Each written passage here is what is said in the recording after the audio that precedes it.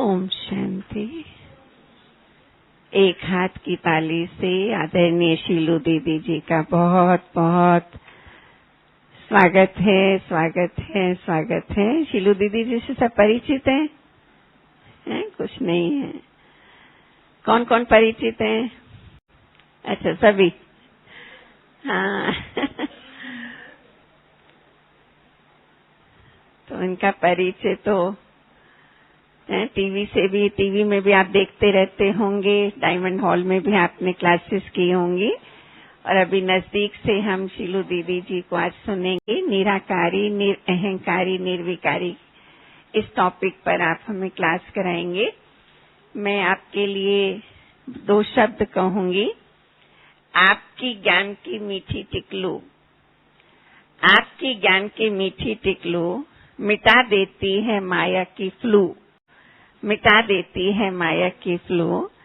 आप बाबा की हर की पौड़ी, आप बाबा की हर की पौड़ी गहन अनुभूति द्वारा आप पहनाते हम सबको याद की दौड़ी, आप पहनाते हम सबको याद की दौड़ी। कैसे हम अपनी निराकारी स्थिति बनाकर उस दौड़ को आगे बढ़ाएं, अब हमें शीलू दीदी क्लास कराएंगे। आपने अपना परिचय दिया है। हम शीलू बहन है, ये शीला है, तो शील है। और वो हमारी गुवाहाटी की शीला बहन, इसलिए कल सतीश भाई जी ने, हाँ, तीनों ही शीला है। शीला, शीलू और शील का बहुत अच्छा गीत बनाया था कल। उसमें एक लाइन ये भी डाली थी उन्होंने। तो लौकिक शरीर का नाम शील है।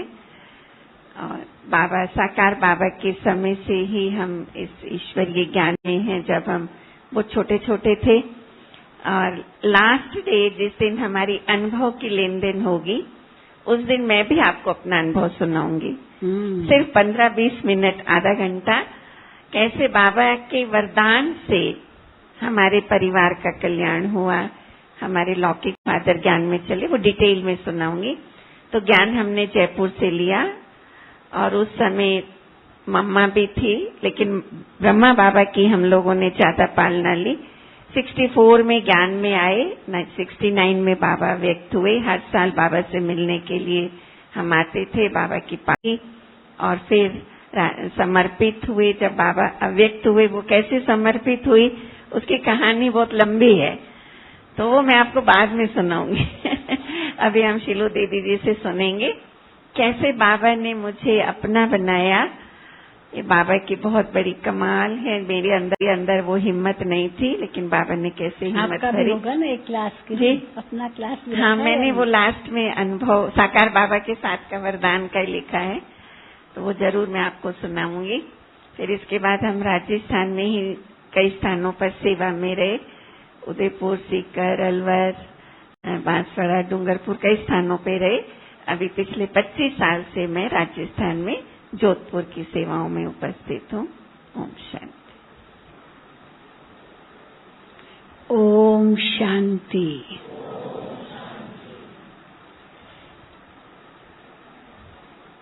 आप सभी बहुत बहुत बहुत भाग्यशाली हो। मधुबन तपोभूमि में, वरदान भूमि में, ब्रह्मा बाप की कर्म भूमि में, परिवर्तन भूमि में योग भट्टी करने आए हो। तो हमारी तरफ से भी आपका बहुत बहुत बहुत स्वागत है, स्वागत है, स्वागत है।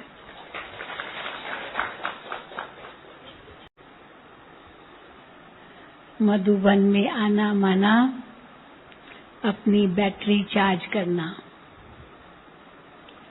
मधुबन में आना माना सागर के किनारे आना और अब बादल भरना और फिर जाकर के बरसना। बाबा यही कहते थे। सागर के कंठे पर आए हो, पावर हाउस में आए हो, तो यहाँ से खूब भर के जाना। और भर करके फिर करके बांटना।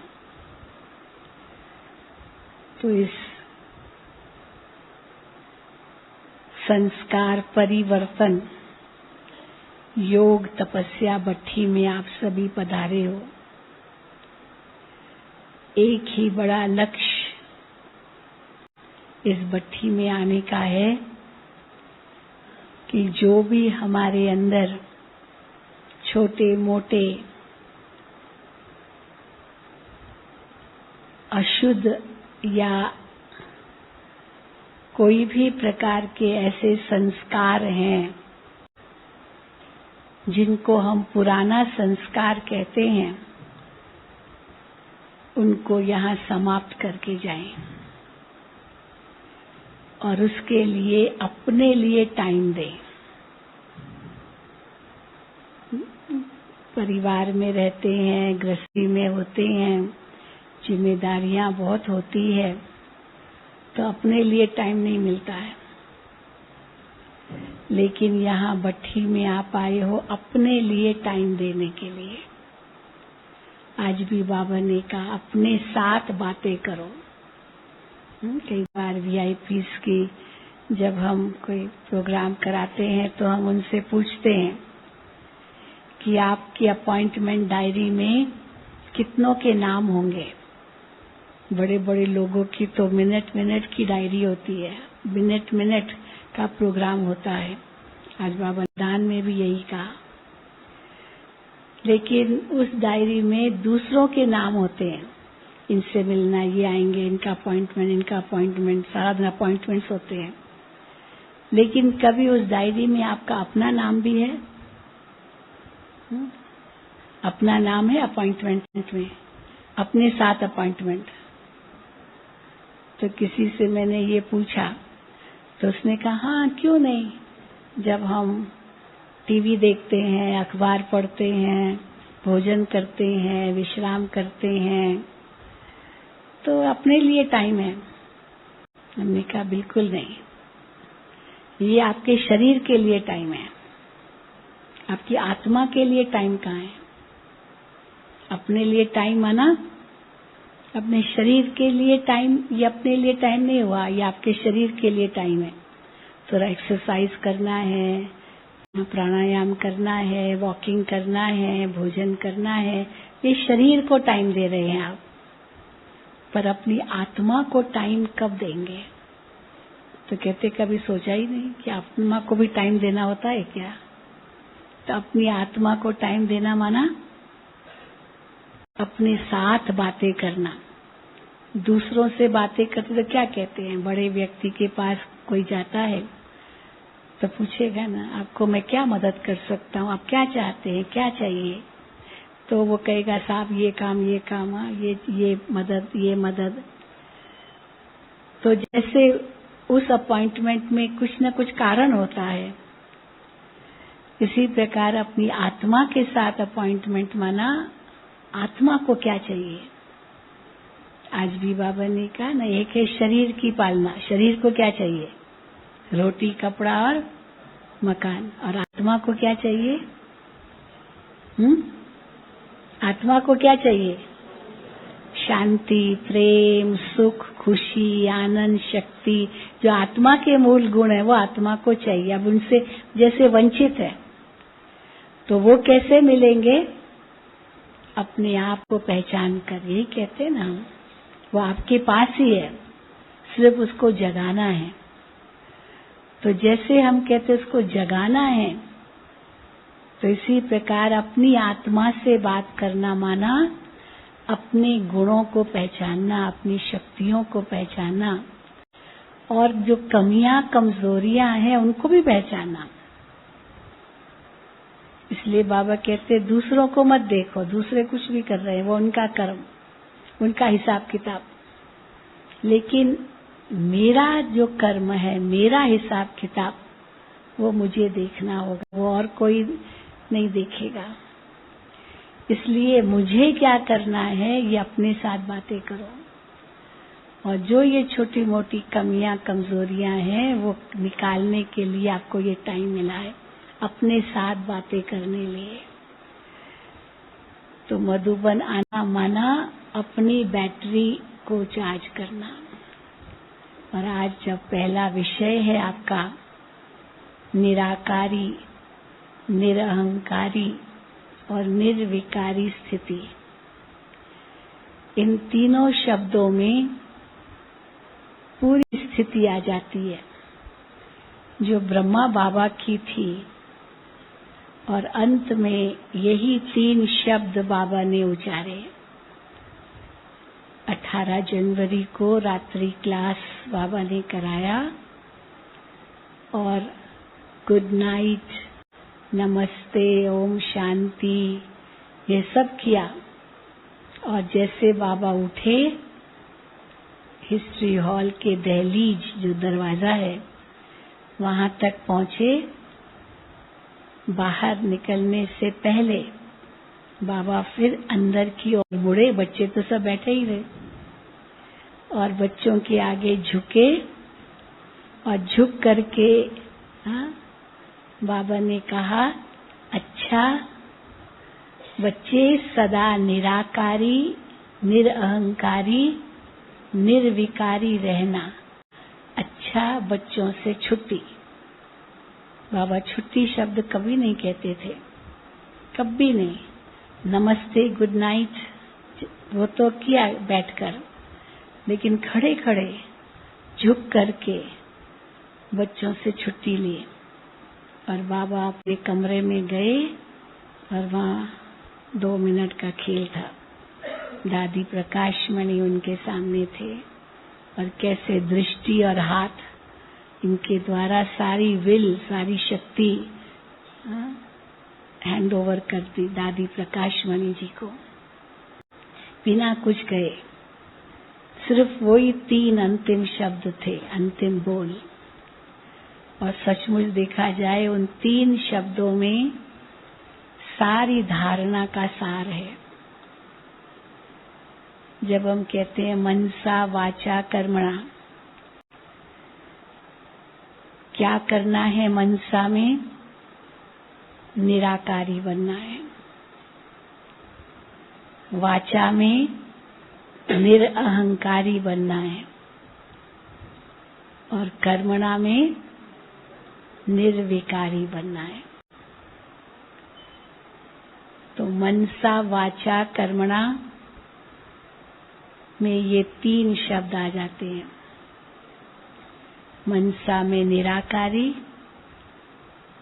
वाचा में निरअहंकारी और कर्मणा में निर्विकारी। तो मनसा में निराकारी का मतलब क्या है? जो बाबा हमें कहते हैं, बच्चे अशरीरी बनो, देही अभिमानी बनो, विदेही बनो, ये सब निराकारी स्थिति के ही स्वरूप हैं। जब हम ये जान गए कि मैं तो एक आत्मा हूँ, मैं ये शरीर नहीं हूँ, मैं आत्मा परम धाम की निवासी हूँ, ये शरीर तो मेरा एक वस्त्र है, मैं तो यहाँ मेहमान हूँ, टेम्पररी हूँ, एक्टर हूँ, बताते ना सबको। तो जहाँ से आए हैं वहाँ हमें वापस जाना है। और आज बाबा ने कहा कि ढिंडोरा पीटो कि बाप उस धाम से आया है हम सबको वापस ले जाने। अभी चलो वापस, अभी चलो वापस घर जाना है। खेल पूरा हो रहा है, नाटक पूरा हो रहा है। तो ये अनुभव होगा जब हम निराकारी अवस्था का अनुभव करेंगे। अब निराकारी अवस्था में कई बातें हैं। ब्रह्मा बाबा ने अपने साथ ये पुरुषार्थ किया, बहुत पुरुषार्थ किया। कैसे सबको आत्मा रूप में देखना। बाबा की लौकिक युगल यशोदा थी। बाबा दीवारों पर लिखते थे शुरू शुरू में, यशोदा आत्मा है, यशोदा आत्मा है। हाँ, नहीं तो पत्नी पति का संबंध कितना गहरा होता है। और यहाँ तो सब हद के संबंध खत्म। कहाँ पति पत्नी का संबंध और कहाँ बाप बेटी का संबंध हो गया। ब्रह्मा बाबा क्या हो गए यशोदा के लिए? पिता, बाबा, वो भी बाबा कहने लगी। और बाबा के लिए सब बच्चे, तो यशोदा भी क्या हो गई? क्या हो गई? बच्ची हो गई, बिल्कुल बच्ची हो गई। वो बाबा कहे, वो बच्ची कहे। मम्मा और मम्मा की लौकिक माँ यज्ञ में दोनों आए इकट्ठे, समर्पित हो गए। पिता तो गुजर गए और कोई नहीं, पर दोनों आए और बाबा के हो गए। और बच्ची माँ बन गई। बाबा ने मम्मा कहना शुरू किया। कहा मम्मा 18 साल की, बाबा तो 60 साल से भी अधिक। पर सबसे पहले मम्मा ये बाबा ने कहा और सब ने बाबा को फॉलो किया। मम्मा कहा तो मम्मा की लौकिक माँ ने भी क्या कहा? हाँ, तो माँ बेटी बन गई और बेटी माँ बन गई। देखो सब अंतर हो गया। हम लोग भी कभी कभी हंसी में कहते हैं कैसे बाबा सब दृष्टि बदल देते हम सबकी। जब मुझे याद है 69 में जब पहली ट्रेनिंग हुई थी कुमारियों की, हम उसमें आए थे, तो बाबा ने हम कुमारियों को, हम सब कॉलेज से पढ़ के आए थे। शीला बहन उनसे पहले वाली भी थी। वो बहनें जो सेंटर पर रहती थी कुछ साल से, उनकी थी। वो 2 मास की ट्रेनिंग थी, पट्टी जैसी ट्रेनिंग थी, उसमें शीला बहन आए थे। तो हम कॉलेज पढ़ते थे। हमारी बैच में आशा बहन, दिल्ली की आशा बहन, आरती बहन, चंद्रिका बहन, ये सब थे। और इनकी जो बट्टी थी उसमें वेदांती बहन, जयंती बहन, वो सब सेंटर पर रहने वाली थी। हम लोग घरों से आए थे कॉलेज की पढ़ाई पूरी करके 16 में, क्योंकि बाबा के अव्यक्त होने के बाद अव्यक्त बाबा ने ये कहा अब मधुबन में क्या होगा, क्या चलेगा। तो बाबा थे तो सब बाबा के साथ ही थे, बाबा ही सबको बहलाते थे। अभी क्या होगा, बाबा तो साकार में नहीं है। बाबा ने कहा ट्रेनिंग रखो, बठिया रखो। तो मुझे याद है कि कैसे बाबा ने हम लोगों को, हम कन्याएं थी सभी, तो बाबा ने हमको कहा आप अपने आप को कन्या नहीं समझो, हर एक अपने को जगत माता समझे। आप कन्या नहीं हो, जगत माता हो। तो बाबा ने कन्या को क्या बना दिया? जगता बना दिया। फिर उसके बाद माताओं की बट्टी हुई, तो माताओं को बाबा ने कहा कोई भी अपने आप को माता नहीं समझे, आप सब ब्रह्मा कुमारियां हो, सब कुमारी हो गई।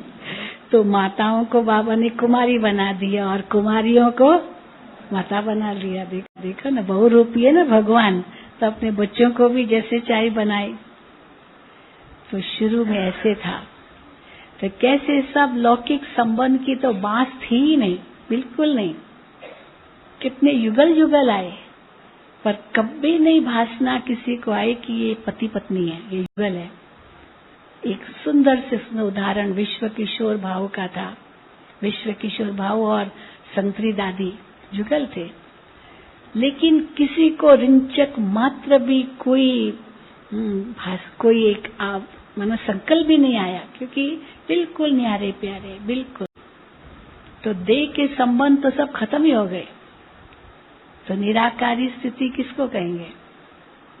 जहाँ देह और देह के सब संबंध समाप्त, जिसको ही कहा सर्वधर्मान परित्यज माम एकम शरणम व्रज।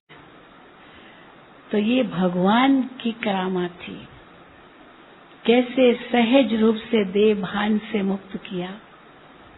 तो निराकारी स्थिति बनाने के लिए स्टेप्स है ना, तो क्या स्टेप्स है?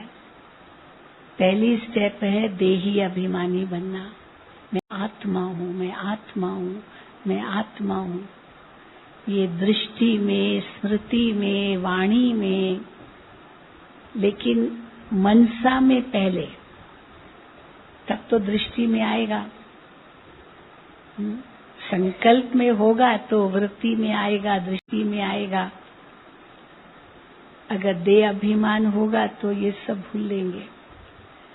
मुझे याद है एक बार बाबा ने मुरली में, ये साकार बाबा की मुरलियों में आता है, बच्चे आप आत्मा आत्मा समझो। तो एक भाई था, अभी भी है, उसने पत्र लिखा बाबा को, बाबा मैं आत्मा ये चाहता हूँ, मैं आत्मा ये करना चाहता हूँ, मैं आत्मा मैं आत्मा। वो एक पेज के पत्र में 100 बार मैं आत्मा मैं आत्मा मैं आत्मा। तो बाबा वो पत्र क्लास में लेकर के आए साकार बाबा, और पत्र आकर के दिखाए, देखो ये बच्चे ने पूरा मुरली को फॉलो किया है उसकी कितनी महिमा की, मैं आत्मा। तो मैं आत्मा ये कभी भूले नहीं। हम लोग भूल जाते हैं ना, भूल जाते हैं कि नहीं भूलते हैं? भूल जाते हैं।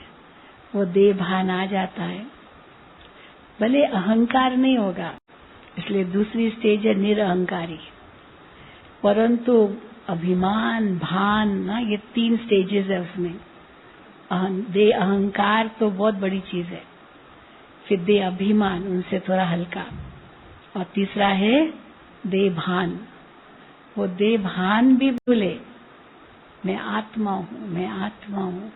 ये हर वक्त प्रैक्टिस हो। जैसे आज बाबा ने कहा, एक कछुए में भी अकल है। कछुए जैसी अकल भी नहीं है क्या बच्चों में, कि वो दाना खाया, जो कुछ खाया, और फिर क्या करता है, वो अंग समेट लेता है। तो जब समय मिले बच्चे, फिर देही अभिमानी तो है कर्म में, व्यवहार में, आत्मा देखना, आत्मा से बात करना, आत्मा से सुन रहे, तो क्या होगा, जो भी और विचार है वो सब खत्म हो जाएंगे। देह के संबंध, देह के बातें, जो भी एक बांस की तरह है, हाँ बांस आती है ना, वो सब खत्म हो जाएंगे। एक शुद्धता आएगी, व्यवहार में शुद्धता। तो वो देही अभिमानी स्थिति। तो थोड़ा और आगे आओ तो देही अभिमानी स्थिति, और फिर विदेही स्थिति। और विदेही स्थिति के लिए बाबा किसको, किसका नाम लेते हैं? कौन थे विदेही राजा? हाँ, राजा जनक विदेही राजा कहलाते थे। विदेही राजा का मतलब, और 1 सेकंड में उसको जीवन मुक्ति मिली। तो आज भी बाबा ने कहा, सेकंड में जीवन मुक्ति। यही तो बाबा की कमाल है।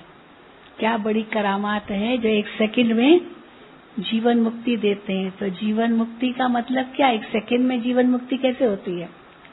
सेकंड में जीवन मुक्ति का मतलब यही तो अष्टावक्र से राजा जनक ने, मुझे सेकंड में जीवन मुक्ति चाहिए। कई विद्वानों से पूछा, लेकिन कोई भी विद्वान उनको जवाब नहीं दे सका। तो लास्ट में अष्टावक्र को गुरु बनाया। वो उसका बेढंगा शरीर था, लेकिन उसने जो जवाब दिया उससे वो संतुष्ट हो गया और उसको गुरु बना लिया। और क्या दिया जवाब अष्टावक्र ने? सेकंड में जीवन मुक्ति माना। वो घोड़े पर चढ़ रहा था, राजा घोड़े पर चढ़ रहा था, तो उसका एक पैर घोड़े पर था, एक पैर धरती पर था। तो अष्टावक्र ने उनसे पूछा, अभी आप कहाँ हो? तो वो कहाँ हूँ, घोड़े पर हूँ या धरती पर हूँ? क्योंकि घोड़े पर एक पैर था, दूसरा पैर धरती पर था। तो कहाँ हो? तो कहा घोड़े पर हूँ। तो कहा घोड़े पर तो एक पैर तो धरती पर है, तो धरती पर हूँ, पर घोड़े पर भी हूँ। तो दोनों पर हो और दोनों पर नहीं हो, ये है जीवन मुक्ति। समझा? है और नहीं है, ये सब कुछ है और कुछ भी नहीं है। सब कुछ है और कुछ भी नहीं है, ये है जीवन में मुक्ति। जीवन है, सब कुछ कर रहे हैं, लेकिन फंसे हुए कहीं भी नहीं है। और उसको समझ में आ गई बात, राजा जनक को। जीवन मुक्ति सेकंड में, 1 सेकंड में नहीं आ रही, ये है सेकंड में जीवन मुक्ति। और फिर उसके ऊपर कहानियां बताते हैं ना कि राजा जनक के पास एक सन्यासी आया और उससे पूछा कि आप इतना अपने बड़े महल में रहते हो, तो इतने बड़े महल में आप रहते, आपका इसमें कोई मोह नहीं है, तो क्या है आपकी पास वो युक्ति? आप कैसे इतने बड़े महल में रहते हुए भी आपको मोह नहीं है? क्योंकि वो है सेकंड में जीवन मुक्ति। इतने बड़े महल में देवताओं के पास कोई कमी नहीं होगी, लेकिन फिर भी वो नष्ट मोह होंगे या मोह होगा? जैसे कई दुनिया में मनुष्यों को मोह है, सब कुछ होते हुए भी इच्छा मात्रम अविद्या, ये भी ऊंची बात है। लेकिन सब कुछ होते हुए भी कहीं भी मोह नहीं, कहीं भी फंसे हुए नहीं है, जिसको का नष्टो मोहा स्मृति स्वरूप। लेकिन वो सेकंड में जीवन मुक्ति है, जीवन में है और दुख रोग शोक अशांति विकार सबसे मुक्त है। तो उसका क्या राज है? तो सन्यासी ने उनसे पूछा, तो सन्यासी को उसने क्या कहा, ये दिया ले लो और दिया लेकर के आप पूरा महल का, कहानी सुनिए ना, अवलोकन करके आओ। और अवलोकन तो करो, बहुत सुंदर महल है, लेकिन एक बात का ध्यान रखना कि दिया बुझे नहीं, है ना। सुनिए ना कहानी। अब सन्यासी गया देखने सारा महल, वो दिया था उस समय, तो लाइट वाइट तो क्या होगी, ट्यूबलाइट तो नहीं होगी ना, दिए का इशारा कुछ तो होगा। तो दिया लेकर के गया, अब ध्यान तो पूरा दिए पर था, दिया बुझे नहीं, दिया बुझे नहीं। तो ऐसे देखा, लेकिन ध्यान दिए पर। तो जब वापस आया तो राजा ने पूछा, महल देखा? तो कहा देखा जरूर, लेकिन ध्यान तो दिए पर था। इसको कहते हैं जीवन मुक्ति। सब कुछ है, सब है, सुंदर महल है, पर इसका ध्यान कहाँ है? दिए पर। इसकी बहुत कहानियां आती है, बहुत राजा जनक की बड़ी कहानियां हैं, मैंने बहुत पढ़ी है, बहुत पढ़ती थी। एक बार मेरे को किसी ने किताब दी थी इसकी। एक दूसरी कहानी आती है कि राजा जनक, ये उसको ये ज्ञान कैसे हुआ, सेकंड में जीवन मुक्ति ये क्यों मांगी उसने। तो मिसाल देते हैं कि एक दिन वो सोया हुआ था और उसको एक स्वप्न आया। स्वप्न में उसने क्या देखा कि किसी और राजा ने उनके राज्य पर चढ़ाई की और चढ़ाई करके उसका राज्य जीत लिया, छीन लिया। और उसी समय उसके सिपाही आकर राजा जनक को बंदी बना करके उस राजा के पास ले गए, क्योंकि राज्य जीत लिया। उस समय तो यही होता था ना, छोटे छोटे रजवाड़े थे, एक राज्य दूसरे पर राज्य करे, ऐसा ही होता था, लड़ते थे। तो छीन लिया, जीत लिया उसको, तो वो राजा जनक बंदी बन उसके पास गया। तो उस राजा ने राजा जनक से कहा कि अभी तो आपका राज्य खत्म, मैं इसका राजा हूँ, आपके साथ में कैसा व्यवहार करूं? तो राजा जनक ने कहा, बस मुझे कुछ नहीं चाहिए, राज्य आप ले लो, मुझे कुछ नहीं चाहिए। तो कहा कि आपके साथ में व्यवहार कैसे करूं? तो उसने कहा, बस मैं सन्यासी बन जाऊंगा, सन्यासी, बस मुझे छोड़ दो जंगल में, मैं वहां जा करके सन्यास धारण करके जंगल में रहूंगा, सब आप ले लो। तो सब स्वप्न में देख रहा है।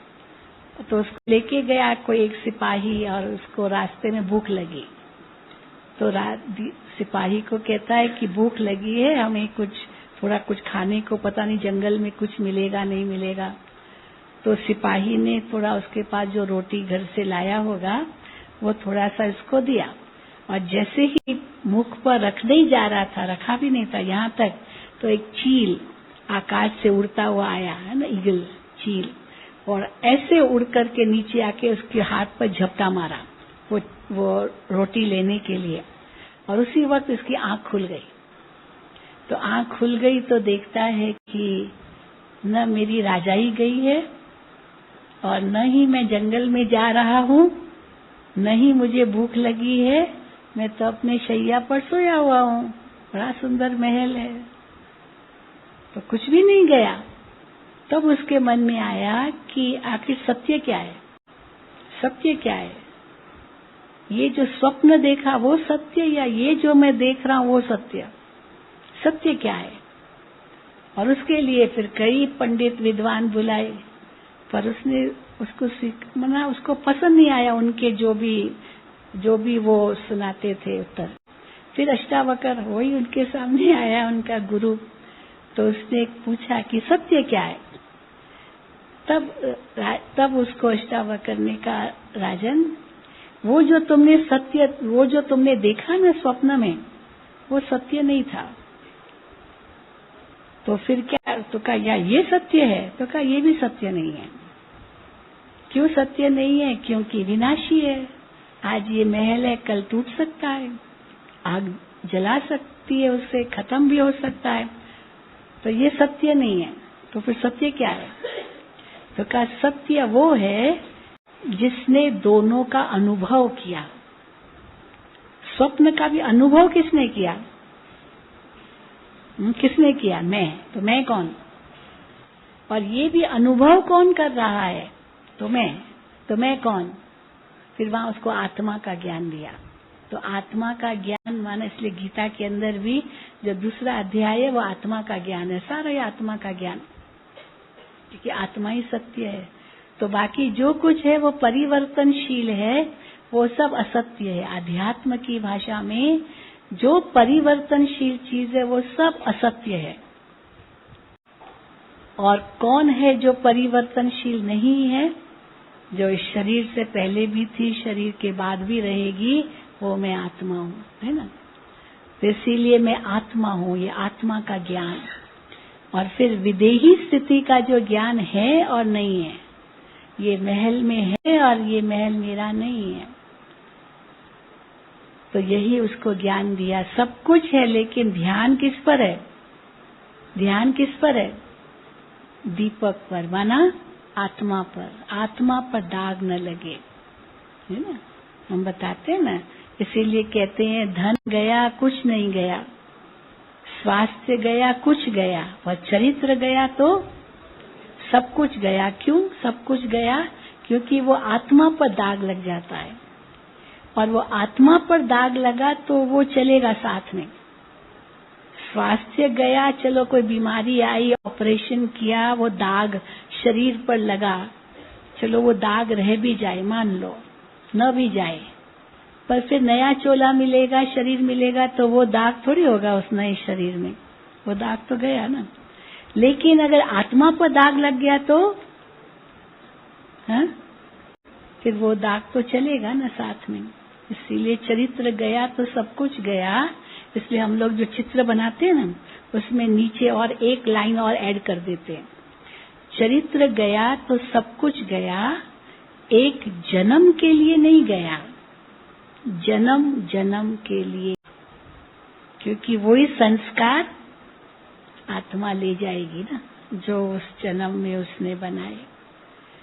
और बाबा हमें क्या कहते हैं? बच्चे अपने अनादि स्वरूप में आ जाओ। आप अनादि स्वरूप में क्या थे, वही आपका असली संस्कार है। वापस पहचानो अपने आप को। ये दाग कैसे मिटेंगे? कई बार बाबा कहते हैं ना, लक्ष्य सोप से। तो लक्ष्य सोप कौन सा है? साबुन से दाग मिटाते हैं ना। तो इसलिए भाई शरीर की बात नहीं है, यह आत्मा की बात है। तभी तो ग्रंथ में बाबा मुरली में कहते हैं, मूत पलीती कपड़ धोए। तो कपड़ा है मूत पलीती, पर वो आत्मा पतित बनी है। शरीर को तो वो साबुन से धो सकते हैं, पर आत्मा को कौन से साबुन से धोएंगे? कैसे बनेगी शुद्ध? हाँ, लक्ष्य साबुन। कौन सा लक्ष्य? जो बाबा कहते हैं मेरा अनादि स्वरूप। जो बाबा 5 स्वरूपों की बात सुनाते, ये भी आत्मा का जो वास्तविक स्वरूप है उसी का ही अनुभव है ना। 5 स्वरूप। अनादि स्वरूप में मैं आत्मा कैसी थी, फिर आदि स्वरूप में आई, देवता स्वरूप में आई तो कैसी थी, फिर मध्य में कोई भगत स्वरूप नहीं, मध्य का मतलब है पूज्य स्वरूप। कैसे हमारी पूजा होती है भक्ति मार्ग में, वो पूज्य स्वरूप। ये नहीं कि मैं ही भक्त बनी तो मेरा भक्त का स्वरूप नहीं, भक्त तो विकारी हुआ, पर पूज्य स्वरूप।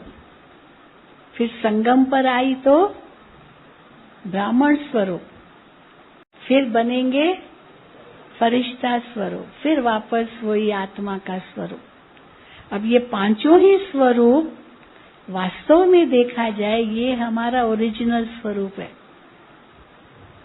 चाहे सृष्टि मंच पर भी हम आते हैं, निराकारी भी है, साकारी भी है, लेकिन ये हमारा ओरिजिनल स्वरूप है।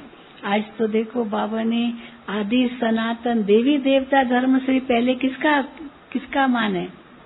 ब्राह्मण देवता। हमेशा जब भी लौकिक में भी ब्राह्मण को मिलते थे ना, ये कहेंगे ब्राह्मण देवता, ब्राह्मण देवता। ब्राह्मण केवल नहीं कहेंगे, क्या कहेंगे? ब्राह्मण देवता, क्योंकि ब्राह्मण निश्चित है देवता बनेगा।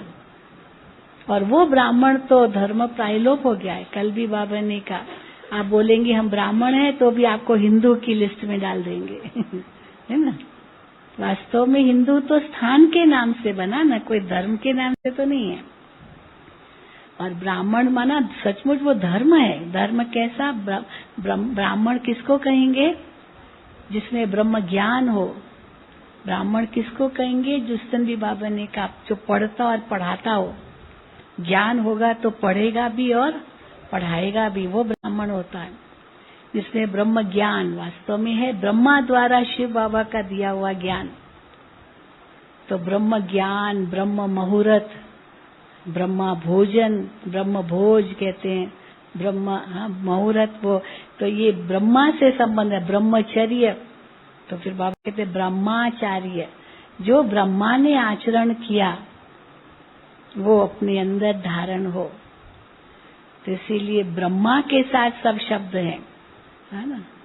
ब्रह्मा, फिर वो ब्रह्म और ब्रह्म को जोड़ दिया है। कहाँ ब्रह्म महतत्व और कहाँ ब्रह्मा जो माध्यम शिव बाबा का। और फिर बाबा कई बार कहते हैं श्री कृष्ण, ब्रह्मा और शिव तीनों को मिला दिया। अभी चौथा पे ब्रह्म को भी जोड़ दिया, सब मिक्स कर दिया। इसीलिए इतने मूंझे हुए हैं जो बात मत पूछो। और ये सब किसने कराया? आज बाबा ने किसको दोष दिया? हाँ? माया रावण को। कैसे सबको गिराया, भगवान से भी दूर किया, खुद से भी दूर किया। तो देखो बाबा आकर पूरा ज्ञान देते हैं। तो वो निराकारी स्टेज, ये मेरा अनादि स्वरूप है। फिर साकारी में भी आए तो भी मेरा दैवी स्वरूप है, पूज्य स्वरूप है, ब्राह्मण स्वरूप है। फिर आकारी स्वरूप, फिर निराकारी स्वरूप। ये सब निराकारी स्थिति के अंतर्गत आएगा। तो वो इतना ऊंचा जो हमारा स्वमान है, उस स्वमान तक पहुंचना, ये है निराकारी स्थिति। तो मनसा में निराकारी स्थिति। तो जब भी कोई कुछ बात आए, याद करो मैं कौन, मैं कौन। तो मैं कौन जैसे ही सोचा तो अपना अनादि आदि स्वरूप, श्रेष्ठ स्वरूप, सनातनी स्वरूप, चाहे साकार हो चाहे निराकार हो, वो याद आ जाएगा और वापस उसका अनुभव कर सकेंगे। तो इसलिए ये मनसा में बाबा ने कहा विचार सागर मंथन करो। इसी से ही ज्ञान, गुण, शक्तियां ये सब अंदर ही अंदर विकसित होगी। फिर जैसे वाचा में आओ तो वाचा में कैसी स्थिति हो? निरहंकारी। निरहंकारी स्थिति में बहुत गहराई है। हमारे बोल कैसे हो, जो मुख से बोल निकल रहे हैं वो कैसे बोल हो। दुनिया में तो देखो कैसे बोल होते, मैं करते रहते हैं सारा दिन। किसी ने एक स्टैटिस्टिक्स निकाली कि डिक्शनरी में जितने भी शब्द हैं, शब्दकोश में, डिक्शनरी में, इंग्लिश में ये बात थी, तो सबसे ज्यादा उच्चारा हुआ शब्द सारी दिनचर्या में जो हम शब्द बोलते हैं, सबसे ज्यादा उच्चारा हुआ शब्द कौन सा है? आई। आई माना मैं। तो देखो, और वो आई कौन सा होता है? मैं कौन सा? मैं ऐसा, मैं ऐसा, मैं ऐसा, मैं। सारा दिन मैं की रट लगी रहती है, अभिमानवश। या कई बार हम कहते हैं 2 प्रकार की कॉम्प्लेक्सिटीज है। एक है सुपीरियरिटी कॉम्प्लेक्स, जो अभिमान के वश हम मैं कहते हैं ना, मैं सेठ हूँ, मैं साहूकार हूँ, मैं धनवान हूँ, मैं बुद्धिमान हूँ, मैं सुंदर हूँ, हाँ मैं फलाना हूँ, मैं इंजीनियर हूँ, मैं डॉक्टर हूँ, मैं 4 बेटों का बाप हूँ, ये भी अभिमान है। 4 बेटों का बाप हूँ, तो जिसके ज्यादा बेटे उतना अभिमान ज्यादा। पर वही बेटे अंत में काम नहीं आते हैं। कौन काम आता है? भाई बेटियां ही काम आती है। इस पर कितनी कहानियां बन गई है। आखिर तो बेटियां काम आती है। पर अभिमान किसका होता है? बेटी का अभिमान होता है क्या बाप को? किसका अभिमान होता है? बेटे का अभिमान। मेरे 4 बेटे हैं। तो देखो, तो बाबा हमें क्या कहते हैं? ये मैं जो हमारा सारा दिन चलता है, उस मैं को मारो। और दूसरा मैं कौन सा होता है? एकदम इंफीरियरिटी कॉम्प्लेक्स। मैं तो कोई काम का नहीं हूँ, मैं तो निकम्मा हूँ, हाँ मेरे अंदर तो कोई कला है ही नहीं। हाँ, कई ऐसे इतना हीन अपने आप को समझते हैं, मैं तो कुछ भी नहीं हूँ। कई ऐसे कहते, सारा दिन मुख से मैं कुछ भी नहीं हूँ, मैं तो हाँ भक्ति में तो पूरा ही है। देखो भगवान के आगे क्या जाकर कहते थे? मैं मूर्ख, खल, कामी, पापी, क्या क्या, और तो निर्बल, मिट्टी, धूल, पता नहीं, ये भी अपने आप को कह देते थे। तो मैं को इतना नीचे, और दुनिया में आओ तो मैं को पता नहीं कहाँ चढ़ा दिया। तो किसी ने बहुत सुंदर पंक्तियों में ये बात को कैसे उसको पॉजिटिव लेना है, मैं तो बड़ा सुंदर इंग्लिश में कहा है, I am not everything, but I am also not nothing. I am something which can do everything. समझ गए? इंग्लिश समझा? अभी हिंदी में समझाना मुश्किल है। मैं सब कुछ नहीं हूं, पर ये भी नहीं कि मैं कुछ भी नहीं हूं। मैं कुछ हूं जो सब कुछ कर सकता हूं। समझा? हाँ? क्या है इसका मतलब? मैं सब कुछ नहीं हूं, माना इतना अभिमान भी नहीं रखना कि मैं सब कुछ हूं। कोई कहे ना मैं सबको जानता हूं, सबको जानता हूं, कितना बड़ा अभिमान है ये। कितना बड़ा अभिमान है ये। सबको जानते हैं, क्या नई दुनिया में लगा पड़ा है। भगवान के आगे तो हम फिर भी चलो वो रूप न हो, पर बाबा ने हमें इतना ज्ञान दिया, त्रिकालदर्शी, त्रिकाल त्रिलोकी नाथ बनाया, पर मैं सब कुछ हूँ, इतना बड़ा अभिमान हम नहीं रख सकते। कई बातों को हमें स्वीकार करना पड़ता है ड्रामा में जो निश्चित है। कई लोग कहते मैं क्यों नहीं ये कर सकता, क्यों नहीं कर सकता हूँ। एक्सेप्ट करो, पर जो है उसको स्वीकार भी करो। कई बार बाबा कहते हैं दिमाग मत लड़ाओ ज्यादा, छोड़ो, बाबा को दे दो। कई होते ना, नहीं मैं हठीले होते, बहुत हठीले, जिद्दी, वो भी नहीं बनो, बाबा को सौंप दो। बाबा अब आप करो।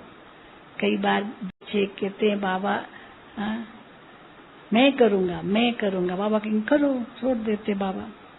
बाबा को जिम्मेदारी दो ना, पर देते नहीं है। मैं बाबा को जिम्मेदारी दो। शास्त्रों में इसकी बहुत कहानियां हैं। एक कहानी, एक मिसाल महाभारत की बात है।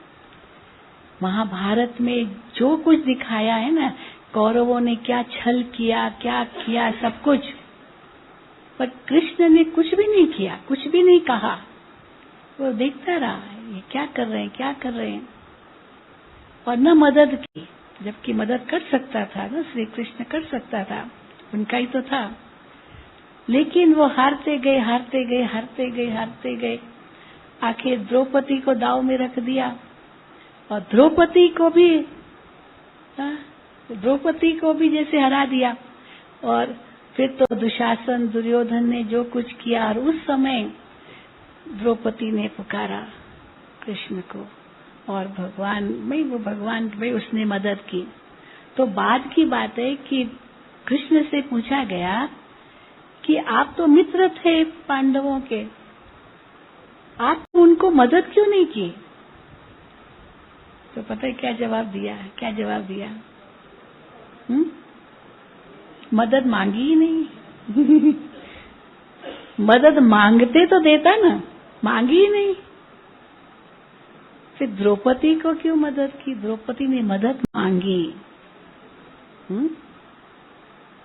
अपनी हिम्मत उसकी पूरी हो गई थी, अपनी हिम्मत तो बहुत रखी, चिल्लाई, क्या नहीं किया, है ना, दिखाते ना, बहुत कुछ किया, लेकिन आखिर में जब और कहीं नहीं चला तो मदद मांगी और उसी समय मदद मिल गई। उन्होंने मांगी ही नहीं तो अभिमान तो हो गए ना उनके अंदर, और अभिमान के वश हारते गए। और वो चालाक थे, शकुनी, क्या क्या कहानियां बताते हैं। तो कई बार बाबा कहते हैं ये कभी मत समझो मैं सब कुछ हूँ, बाबा मददगार है इसलिए हूँ। कि एक मिसाल देते हैं कि पिता ने बच्चे को कहा, बेटा मेरा हाथ पकड़ो, बेटा मेरा हाथ पकड़ो, कहीं आप गुम न हो जाओ। तो बच्चा कहता है नहीं पिताजी आप मेरा हाथ पकड़ो, मैं अगर पकड़ूंगा तो छूट भी जाएगा, और आप पकड़ोगे तो कभी नहीं छोड़ोगे। आप पकड़ोगे मना, पिता पकड़ेगा तो थोड़ी पिता छोड़ेगा, पर बच्चा पकड़ेगा तो छूट भी सकता है, क्योंकि पिता तो सर्वशक्तिवान है ना। तो इसीलिए क्यों बाबा कहते हैं याद करो, मुझे याद करो, क्योंकि हर वक्त साथ रखो। ये साथ रखना यही वास्तव में सर्वव्यापी है। सर्वव्यापी का मतलब ही क्या है? सदा हमारे साथ है, पर वो भावनात्मक स्थिति खत्म हो गई और उसकी बजाय केवल एक सिद्धांत बन गया, साथ है। तो अभिमानवश मैं सब कुछ हूं, तो बाबा कहते हैं मैं को मारो। दूसरी तरफ भी मैं कुछ नहीं हूं, ये भी मारो। तो मैं कौन हूं? मैं कौन हूं? तो जब कहते आत्मा हूं, तो ये मैं हूं। कैसी आत्मा हूं? ज्ञान स्वरूप, प्रेम स्वरूप, आनंद स्वरूप, शक्ति स्वरूप, वो मैं हूं। मैं सेठ हूं, मैं साहूकार हूं, नहीं। मैं मूर्ख, कामी, पापी, नहीं। मैं कौन? मैं आत्मा। ये निराकारी स्थिति। फिर उसके साथ निरंकारी स्थिति माना जो बाबा ने हमें स्वमान दिए हैं, वो मैं हूं। मैं मास्टर ज्ञान सागर हूं, मास्टर शांति सागर हूं, मास्टर प्रेम सागर हूं। ये डिग्रियों का बड़े मान रखो, पर मैं MBA हूं, मैं ये फलाना हूं, वो डिग्रियों का कितना मान होता है, कितना अभिमान होता है। हमारे यहाँ एक संत सम्मेलन हुआ था, उस संत सम्मेलन में कई महामंडलेश्वरों को बुलाया था, कई महात्माएं, पर एक एक महात्मा का अभिमान देखो तो बात मत पूछो। अब इतने सारे आ गए और हर एक सोचे मैं फर्स्ट लाइन में ही बैठूं, सेकंड लाइन में जाना अपमान समझते थे। अब फर्स्ट लाइन में सबको कैसे बैठा सकते हैं? स्टेज तो छोटी होती है ना। तो आखिर जगदीश भाई को लगा, जगदीश भाई थे तब, तो इतने महामंडलेश्वरों को बुलाया, तो सबको इक्वल सम्मान कैसे दे सकते हैं? तो फिर क्या किया, स्टेज को बढ़ा दिया, वो लास्ट दरवाजे तक स्टेज कर दी ताकि सब एक ही लाइन में बैठे। चलो वो तो मान मिल गया उनको, एक ही लाइन में बिठाया। लेकिन फिर दूसरा क्या, उनकी जो बायोडाटा थी ना, अब उसमें समझे कितना बायोडाटा सुना देंगे कि कितनी डिग्रियां। अब एक दो सुनाई तो उनको वो नाराज हो जाएंगे। एक दो कैसे सुना सकते, सारा पढ़ के सुनाना। एक तो इतना नाराज हो गया कि मेरा सब क्यों नहीं सुनाया। अब कहा, वो उसी में ही तो टाइम चला जाएगा, फिर भाषण क्या करेंगे? और भाषण भी करेंगे तो उनको रोकना नहीं है, पूरा उनको 2 घंटा चाहिए भाषण। अभी एक ही करेगा तो बाकी क्या करेंगे? पर इतना अभिमान, आप सोचो। और बाबा हम क्या कहते हैं, क्या करो? हाँ, गुप्त भी रहो। तुम बच्चे बहुत गुप्त हो, you are unknown but very well known. ये जब बाबा कहते हैं इसका मतलब क्या है? अननोन, दुनिया अभी नहीं जानती हम लोगों को कि हम वही पांडव हैं, हम वही शिव शक्तियां हैं। ये सब हमारा ही यादगार है, क्योंकि अभी गुप्त है। लेकिन हमको अंदर ही अंदर नशा है कि ये सब किसका यादगार है? हमारा।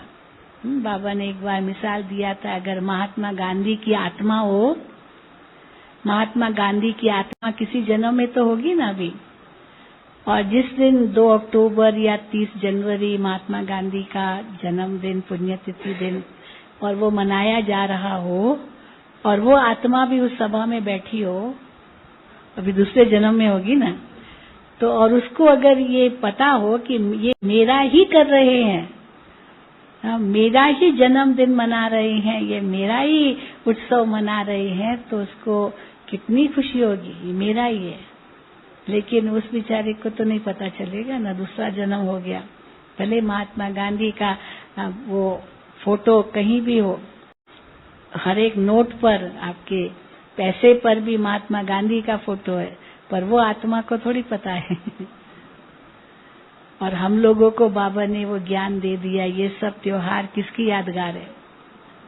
हमारी। लेकिन हम गुप्त हैं, अननोन, दुनिया नहीं जानती, बट वेरी वेल नोन, क्योंकि सारी दुनिया जानती है उनको, पर वो अभी प्रैक्टिकल में गुप्त रूप में है, ये कोई नहीं जानती।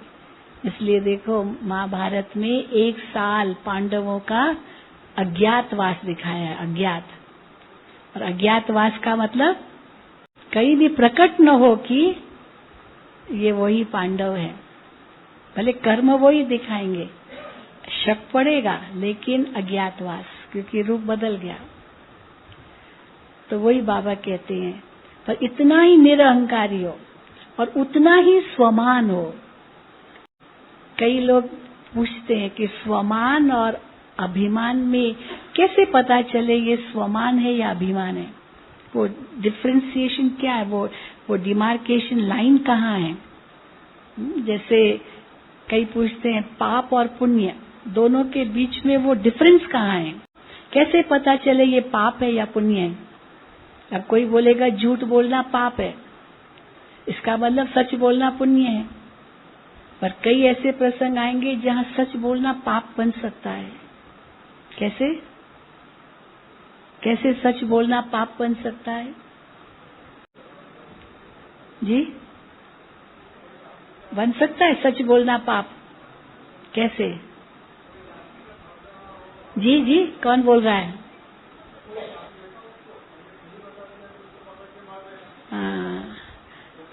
हाँ, बताते हैं ना कि कहानी, शास्त्रों में कहानी है कि एक व्यक्ति रास्ते पर खड़ा था और एक कसाई आया, मतलब एक गाय आई, और वो गाय यहाँ से मेरे से गुजर के इस तरफ चली गई और मैं देख रहा हूँ।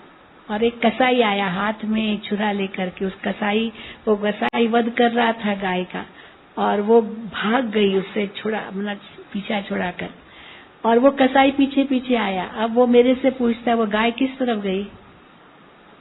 अब मैं क्या बोला, सच बताऊं झूठ बताऊं? अगर मैं कहती हूँ मुझे नहीं मालूम, पर मालूम तो है ना, देखा ना इस तरफ गई, तो सच बताऊं या झूठ बताऊं?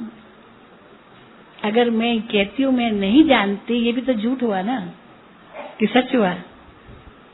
हाँ, ये कह सकते मैं नहीं बताऊंगा, इसमें क्या है? हाँ, भले ये सच होगा, परंतु अगर झूठ बताएं तो कम से कम वो गाय का तो उद्धार हो जाएगा, कम से कम छूट तो जाएगी। यानी कहने का भाव है, सच बोलना झूठ बोलना पाप किसको कहेंगे, पुण्य किसको कहेंगे? तो डिमार्केशन लाइन कहाँ है? कहाँ झूठ और सच का वो लकीर खींच सकती है? तो इसीलिए बहुत सुंदर कहा गया है, दया धर्म का मूल है, पाप मूल क्या? अभिमान। पाप का मूल अभिमान है। जो भी कर्म अभिमान से किया ना, वो पाप के खाते में जाएगा। ये है पाप। कोई कहेगा भाई हत्या करना पाप है, पर जो हमारे सिपाही सरहद पर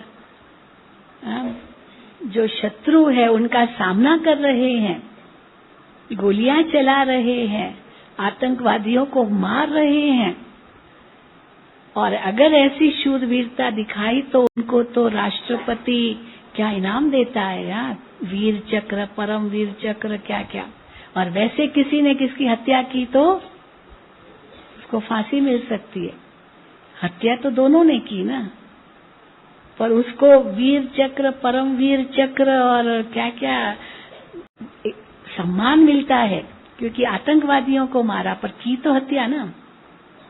पर समय, स्थान, परिस्थिति, इन सब के आधार पर वो कर्म का जो फल है वो बदल जाता है।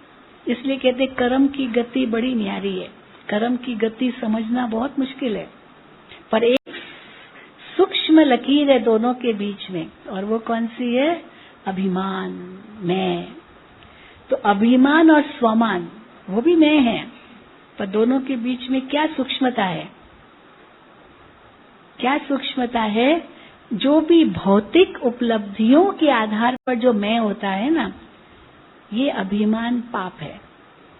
मैं तो सुबह से लेकर रात्रि तक जो भौतिक उपलब्धियों का घमंड का जो मैं है, वो पाप के खाते में जाएगा। और स्वमान कौन सा है? जो आत्मा का मान है। अब मैं आत्मा शांत स्वरूप हूं, कोई मुझे कितना भी अशांत करे, गालियां दे, कुछ भी बोलते हैं, किसको आप रोक सकते हो? किसी का मुंह तो आप बंद नहीं कर सकते हो। कर सकते हो? ऐसे मुझे क्यों बोल रहे हो? बोलूंगा। तुम कौन होते हो मुझे रोकने वाले? और वैसे भी हम भारत फ्रीडम ऑफ स्पीच सबके लिए बोलते हैं, प्रधानमंत्री के लिए बोलते हैं, सबके लिए बोलते हैं, किसी को नहीं छोड़ते हैं। हर एक की अपनी सोच है, आप किसको भी रोक तो सकते नहीं। तो फ्रीडम है, मीडिया का भी फ्रीडम है। उसको बोलो मीडिया को ये मत छापो, कहेगा छापूंगा। तुम कौन होते हो रोकने वाले? तो स्वमान किसको हम कहेंगे? स्वमान माना आत्मा का मान, कि चाहे उसने कुछ भी कहा, लेकिन मैं आत्मा अपने स्वमान में हूं। क्या स्वमान? मैं शांत स्वरूप आत्मा हूं। तो कोई भी व्यक्ति कुछ भी कहे, मुझे अशांत नहीं कर सकता है, ये मेरा स्वमान है। मैं अशांत नहीं होऊंगा, ये मेरा स्वमान है। हा? ये मेरा धर्म है। धर्म माना क्या? धर्म पढ़िए, धर्म न छोड़िए। हाँ, भले मर जाए पर प्राण जाए पर प्रण न जाए ना। धर्म माना वो प्रण, वो प्रतिज्ञा, वो धारणा। तो वो धारणा जो मेरी है, उस पर मैं इतना अटल हूं कि कोई व्यक्ति मेरी वो धारणा मिटा नहीं सकता है। ये है स्वमान। और वो स्वमान अगर मेरे अंदर है, इसका मतलब मैं आत्मा, वो शक्ति हूं। मुझे कोई कमजोर नहीं कर सकता। मेरा साथी कौन है? मरने को तैयार होंगे, लेकिन अपना स्वमान नहीं छोड़ेंगे। कई बार कई लोग आते हैं ना, समझो जैसे हम कहते हैं धन गया कुछ नहीं गया, स्वास्थ्य गया कुछ गया, चरित्र गया सब कुछ गया। तो उसमें कई बातें बताते हैं। समझो कोई आपके सामने आए और बंदूक दिखाए और कई निकालो सब, ये जो भी गहने पड़े हैं सब निकालो। अब क्या करेंगे? लड़ेंगे? क्या करेंगे? हाँ, दे देना चाहिए। लो, धन गया कुछ नहीं गया, जान बची लाखों पाए। कम से कम जान तो बचेगी, ये तो कोई बड़ी चीज नहीं है, वापस आ जाएगा। पर स्वास्थ्य गया कुछ गया। और वो व्यक्ति हमारे चरित्र के पीछे है, मान लीजिए। तो चरित्र के पीछे है तो मैं चरित्र दे दूंगी? क्या करूंगी? दे दूंगी? आजकल तो क्या नई अखबारों में सुनते हैं, बहुत बुरा हाल है। तो क्या करेंगे हम? एक तो बाबा कहते इतनी आपकी ऊंची स्थिति हो जो आपको टच भी न कर सके, टच भी न करे, वो उसको लाइट दिखाई दे, क्योंकि आपकी योग की स्टेज इतनी ऊंची हो। पर मान लीजिए चरित्र मांग रहा है तो आप नहीं देंगे तो वो आपको मारेगा। आप क्या करेंगे? लड़ेंगे ना कि छोड़ देंगे, चलो जो चाहिए करो भले? क्या करेंगे? क्या करेंगे? लड़ेंगे या नहीं लड़ेंगे? हाँ, बिल्कुल लड़ेंगे। तो इसलिए कहाँ पर हमें छोड़ देना है, चलो धन लो, क्योंकि धन गया कोई बड़ी बात नहीं है, पर कम से कम जान से तो नहीं मारेगा। पर चरित्र लेगा तो भले जान से मार ले, लेकिन चरित्र नहीं दूंगा, नहीं दूंगी। अब ये बहुत बड़ी बात है, क्योंकि हमने अपना जीवन किसको दिया? भगवान को दिया। और उस समय में अनुभव, अगर बाबा कहा, बाबा ऐसा रक्षक बन जाता है जो बात मत पूछो। कई इस पर कहानियां बहुत कुछ आती है कि एक लेडी थी, अकेली जा रही थी सुरंग से, मतलब कहीं था, वो जा रही थी। अब भगवान को इतना याद कर रही थी, इतना याद कर रही थी, और अचानक दो व्यक्ति वहां खड़े थे अकेले अंधेरे में। अब उस समय वो भगवान को याद करते हुए जा रही थी, और वो दो व्यक्तियों ने उनको देखा। अब वो भगवान को याद करती हुई जा रही थी, और वो दो व्यक्ति इसको देखते ही रह गए, पर कुछ भी नहीं किया। और फिर वो निकल गई और बच गई और अपने घर चली गई। और फिर अगले दिन न्यूज आई कि एक और कोई औरत थी, वो भी ऐसे ही गई, और वो दो लड़कों ने उसको रेप किया, जो भी है, वो न्यूज बन गई। तो जब इसने ये पढ़ा, ये सच्ची बात है, जब उसने पढ़ा तो उसने कहा मैं भी तो उसी समय वहां से गुजरी थी, थोड़ा समय पहले। तो उन्होंने मुझे कुछ भी नहीं किया, देखा और चले गए। तो आखिर वो फिर वो क्या है, उसने बताया कि मैं भी ऐसे गई थी, ये सच्ची घटना है, सच्ची घटना। तो मैं भी उसके थोड़ा समय पहले गई थी, लेकिन मुझे कुछ भी नहीं किया। तो पुलिस ने उनसे पूछा कि आपको वो शक्ल याद है? वो शक्ल याद है? कौन थे वो? तो कहा याद तो है, क्योंकि इसने भी देखा, उसने भी देखा, उन्होंने भी देखा, लेकिन उसको कुछ भी नहीं किया। और जब वो पता किया कौन है और ये सारी मिसाल, तो जब उनसे पूछा गया आपने इनको क्यों नहीं किया, तो कहा कि ये जब जा रही थी, इसके साइड में दो बहुत बड़े बड़े आदमी जा रहे थे, समझ गए? वो बहुत बड़े बड़े बहादुर जा रहे थे, तो हम तो डर गए, पर ये अकेली थी, कोई नहीं था साथ में। लेकिन ये सब किसने मदद किया उनको? वो तो अज्ञानी थी, लेकिन भगवान को अपना वो नाम जपती जा रही थी, जो नाम जपती होगी, वो जपती जा रही थी। तो भगवान ने भक्तों को नहीं मदद करेगा? क्यों नहीं करेगा? और सचमुच बिल्कुल उनको वो दिखाई दिए, आपके साथ तो दो इतने बड़े बड़े लोग जा रहे थे। उनका मेरे साथ तो कोई भी नहीं था। तो इसको कहते हैं कि कैसे सदा बाबा की याद हो तो उसकी मदद मिलती है।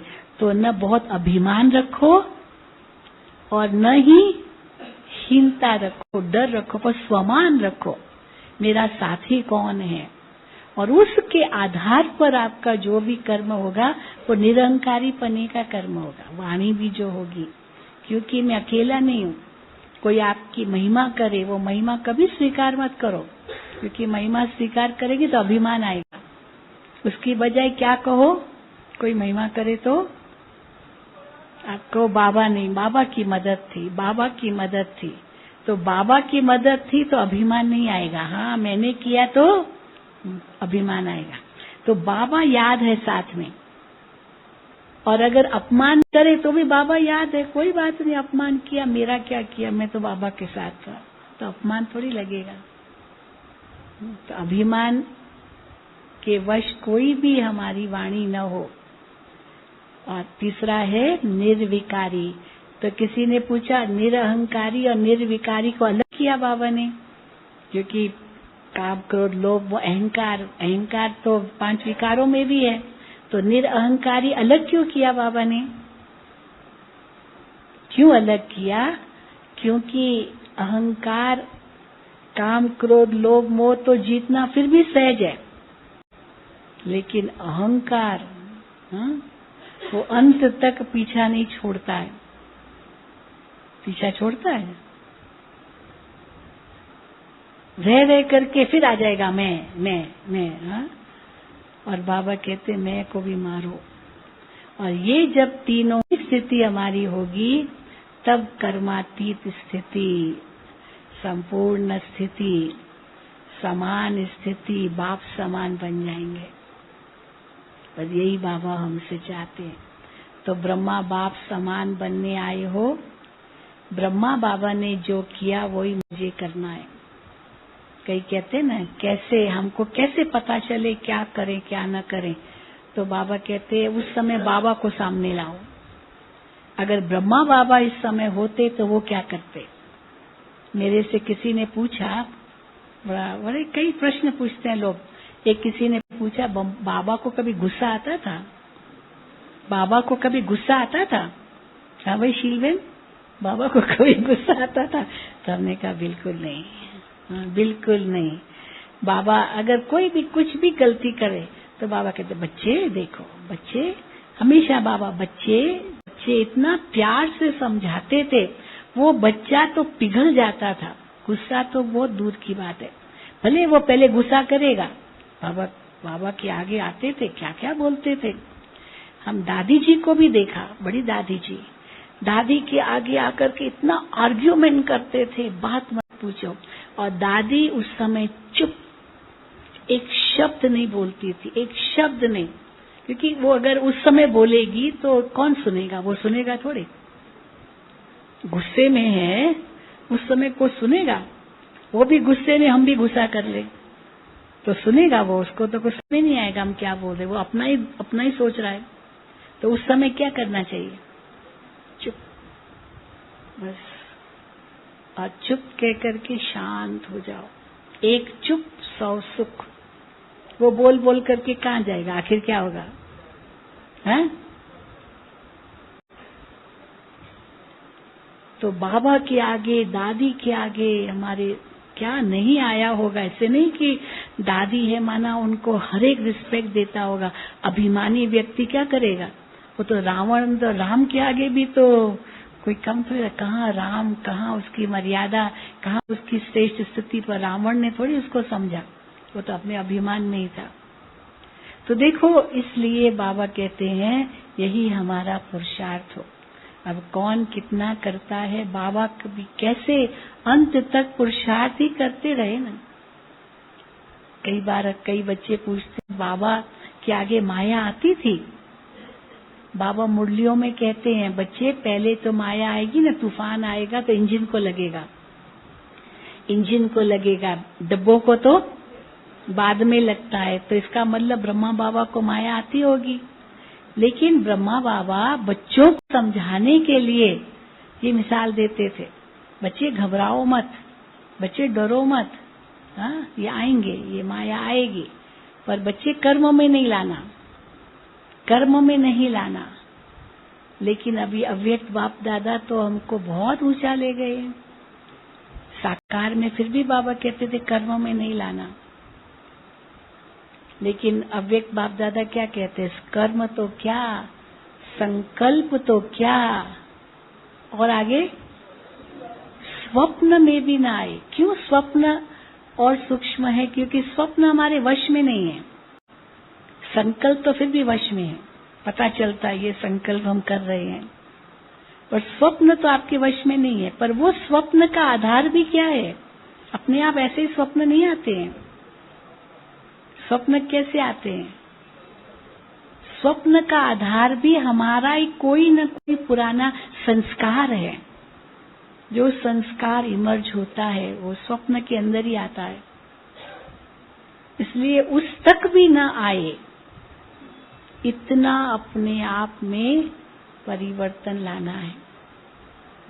और हम ब्रह्मा बाबा को देखते थे कैसे पुरुषार्थ करते हैं, सवेरे सवेरे कैसे उठते, उठ करके मम्मा का पुरुषार्थ वंडरफुल। हम दादियों का पुरुषार्थ देखते हैं, दादी कैसे एकदम न्यारी हो जाती है, दादी जानकी, दादी प्रकाशमणि। तो ये दादियों को देख करके हम कितना सीखे हैं सचमुच। अभी हमने उनको फॉलो किया, अभी हमको आपको फिर और फॉलो करेंगे। बहुत फॉलो करेंगे। अभी तो कितनी सेवा बाकी बची हुई है वो आपको ही देखेंगे। आप लोग 20 साल से, 25 साल से, 50 साल से आपने कितना पाया होगा, हम आपसे पा रहे हैं। तो सचमुच हम लोगों को भी लगता है हमने कितना पाया बाबा से, ब्रह्मा बाबा से, मम्मा से, क्योंकि मैं भी 1960 में ज्ञान में आई हूँ, तो 12 साल की थी। बाबा की गोद में ही मैंने अलौकिक जन्म लिया। बाबा ने मुझे उसी समय वरदान दे दिया। बाबा की गोद में गई, माँ के साथ आई थी, 10-11 साल की थी, और बाबा ने उसी समय वरदान दे दिया। बच्ची अपने पिता के पास वापस आ गई, बस हो गया जन्म मेरा। बाबा के पास गई, माना बाबा की हो गई। आज बाबा ने कहा ना, एडॉप्ट होते हैं तो जिसके पास एडॉप्ट होते हैं उनको वही याद रहता है, जो पिछला है वो भूल जाता है। तो यही है, बस यही अलौकिक जीवन, अलौकिक जन्म, अलौकिक परिवार। तो बस ये अनुभव अगर सचमुच हम सब करें तो क्या होगा। बाबा को दादियों ने फॉलो किया, पर बाबा ने किसको फॉलो किया। दादियां तो कहती है ब्रह्मा बाबा मम्मा को हमने फॉलो किया, और हम कहेंगे हमने, चलो ब्रह्मा बाबा मम्मा को जिसने नहीं देखा तो दादियों को तो देखा है, तो दादियों को फॉलो किया, हम ये कहेंगे मानो। परंतु ब्रह्मा बाबा ने किसको देखा है? ब्रह्मा बाबा ने तो बस जो शिव बाबा ने कहा तुरंत किया। मम्मा भी ऐसे, इसलिए तो मम्मा बनी।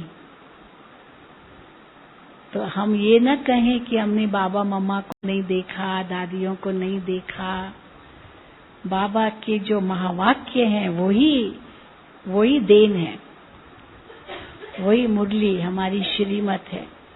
उस पर हम जितना चल सकेंगे उतना ही हम अपना कल्याण करेंगे। ठीक है।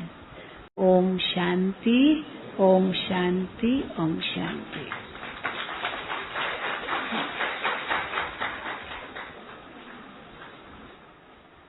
ओम शांति।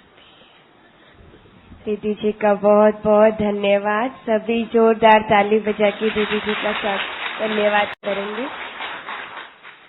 निराकारी, निर्विकारी, निरहंकारी स्थिति सचमुच आपके प्रैक्टिकल जीवन में भी देखने में आती है, जो आज आपने क्लास में अपने अनुभव बताए, और बाबा दादी मम्मा के साथ के भी अनुभवों से हमें लाभान्वित किया। दीदी जी का बहुत बहुत धन्यवाद। आज हमें भरपूर किया है। परसों दीदी जी विशेष विदेश जा रहे हैं, और भी अनेक आत्माओं को ईश्वरीय ज्ञान से लाभान्वित करने, अपने अनुभवों से सबको सजाने के लिए। तो हम सबकी शुभकामनाएं दीदी जी के साथ में है। थैंक यू दीदी।